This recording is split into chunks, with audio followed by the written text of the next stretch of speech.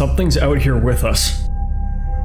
Last weekend, one of my friends brought up the idea of camping. At first, I was opposed to it as it's fall and cold outside, and the idea of having to sleep in a tent with another person just didn't seem appealing.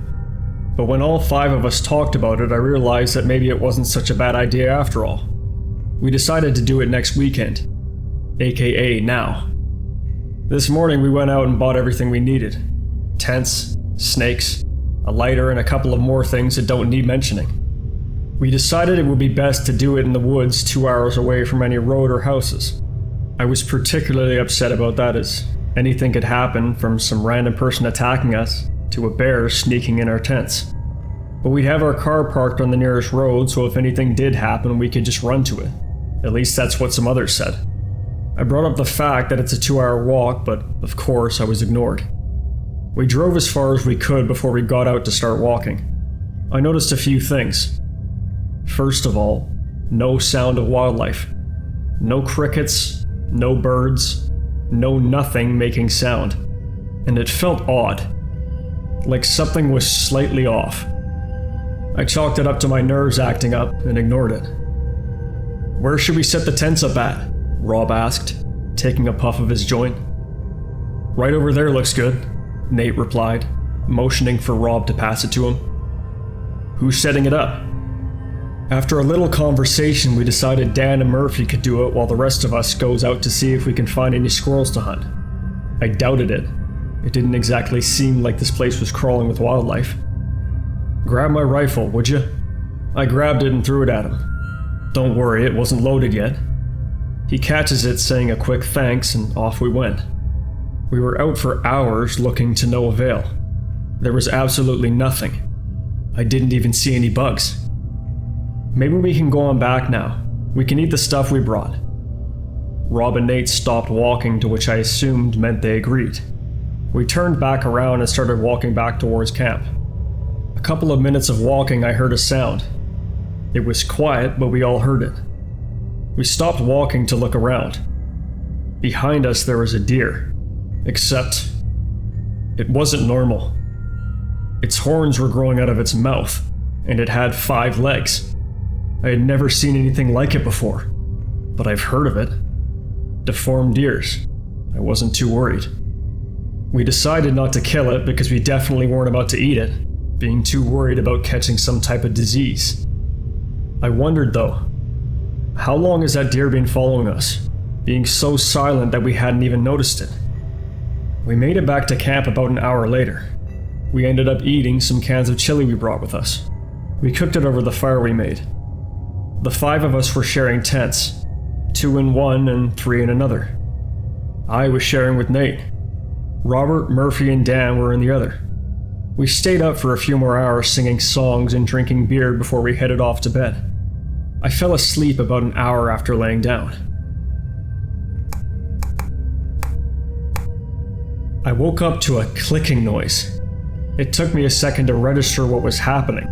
I assumed it was one of the guys doing something, but just in case, I grabbed my gun and unzipped the tent. I froze. The deer from before was standing outside my tent, its mouth moving weirdly. Its teeth were clicking against each other every few seconds from the weird movement. It followed us all the way back? How did we not notice? I zipped the tent back up and tried to ignore it. Needless to say, I got no sleep that night.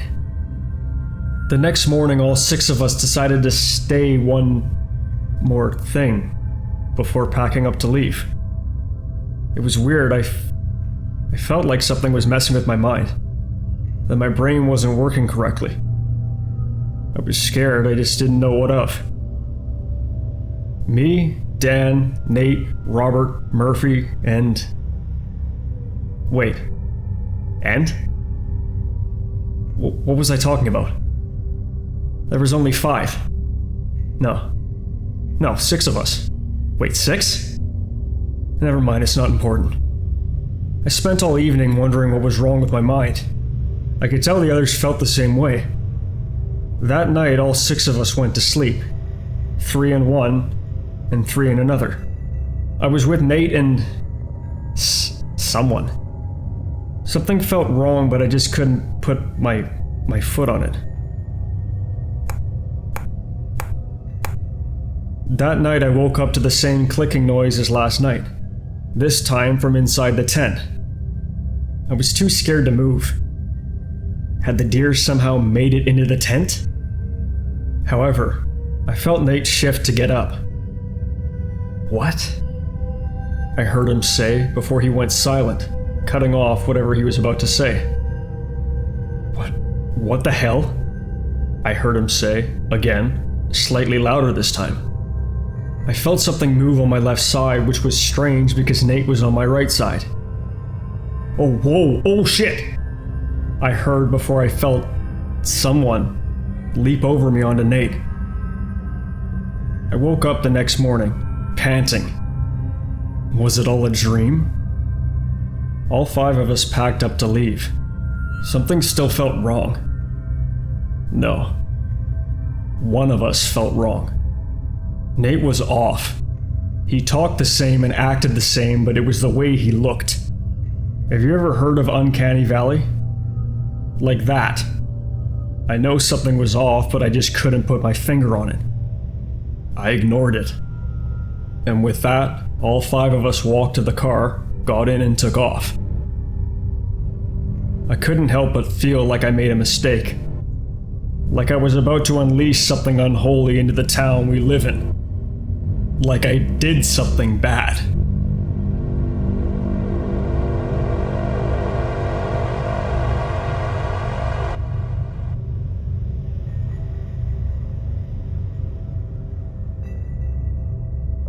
On a chilly autumn night, my wife Rose and I pulled into the gas station down the road from our house.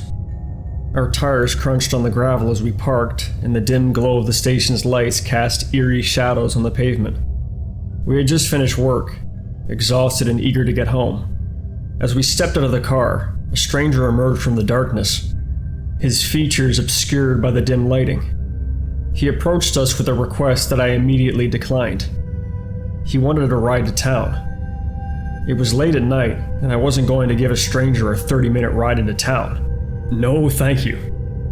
After browsing the gas station's rather unimpressive selection of snacks, Rose and I eventually decided on the snacks we wanted and checked out. When we left the gas station, I noticed the stranger was gone. He must have asked one of the many truck drivers for a ride to town, and one of them was actually going that way, so they said yes.